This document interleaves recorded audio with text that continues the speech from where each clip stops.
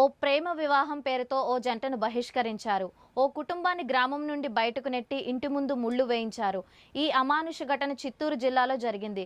న్యాయం పేరుతో నడిచింది అమానత్వం. తీర్పు పేరుతో వేసిన శిక్షలు మనసును కలిచివేస్తున్నాయి. ఇలాంటి తీర్పులు ఇప్పటికీ జరుగుతున్నాయంటే మనం మనుగడలో ఎక్కడ ఉన్నామో క్షణం ఆలోచించుకోవాల్సిన సమయం వచ్చింది. చిత్తూరు జిల్లా చౌడేపల్లి మండలంలోని గుట్టకిందపల్లిలో ఓ అమానుష ఘటన వెలుగులోకి వచ్చింది. నెల రోజుల క్రితం ప్రేమ వివాహం చేసుకున్న శంకర్ యువతి జంటపై గ్రామ పెద్దలు తీర్పు చెప్పడం సంచలనం రేపుతోంది. యువతి బీటెక్ చదివేందుకు తల్లిదండ్రులు ఖర్చు చేసిన 4 లక్షలు తిరిగి ఇవ్వాలని, ఆ మొత్తాన్ని శంకర్ కుటుంబమే చెల్లించాలంటూ ఆదేశించారు. పెద్దల తీర్పు మేరకు శంకర్ కుటుంబం ఆ మొత్తం యువతి తల్లిదండ్రులకు ఇచ్చింది కూడా. కానీ ప్రేమ వివాహానికి తలొగ్గని గ్రామ పెద్దలు జంటను సంవత్సరం పాటు గ్రామ బహిష్కృతులుగా ప్రకటించారు. అంతటితో ఆగకుండా నిన్న రాత్రి శంకర్ ఇంటిపై యువతి బంధువులు రాళ్ల దాడికి దిగారు.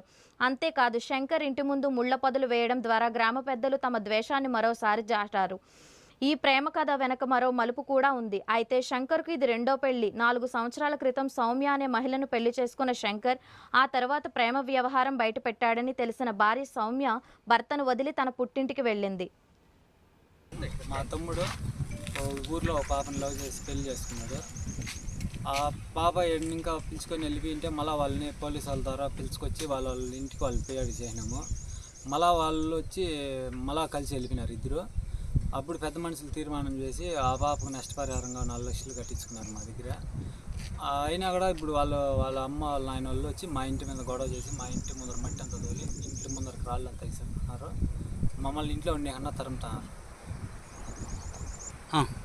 మా ఇంటి ముందర కంపలంతా ముళ్ళ కంపలు వేసి మమ్మల్ని ఇంట్లోకి పానే కన్నా చేస్తున్నారు. మాకు న్యాయం చేయాల.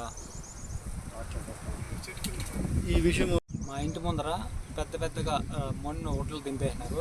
మా పిల్లలు ఇంట్లోకి పోయి వచ్చేది కాకుండా ఇబ్బందులు పెడుతున్నారు. మమ్మల్ని ముళ్ళ కంపలు వేసినారు. ఇంటి ముందర మమ్మల్ని చాలా ఇబ్బంది పెడుతున్నారు. మాకు న్యాయం చేయాలి.